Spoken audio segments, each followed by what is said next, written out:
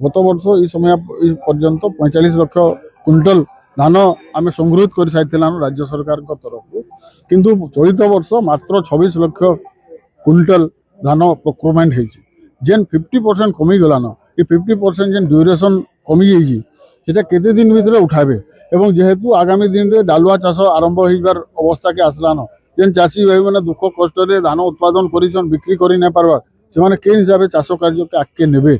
से संबंध में राज्य सरकार जदि त्वरित पदक्षेप नहीं ने निश्चित भाव में आम चाषी कूल बहुत हैरान हे जेहेतु माननीय मुख्यमंत्री आसुचन आम विजु जनता दल तरफ गोटे नवेदन करूँ माननीय मुख्यमंत्री तल स्तर के जाऊँ टे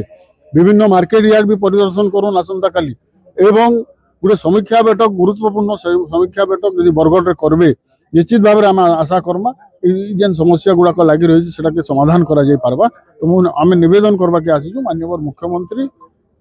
सीधा सड़क गोटे रिव्यू मीटिंग रखिकी ये धान समस्यार जेन किना बिका अचलावस्था सृष्टि होउची विभिन्न मंडी रे दलाल राज चली पैकेट को 2 केजी रु 3 केजी रु 5 केजी तक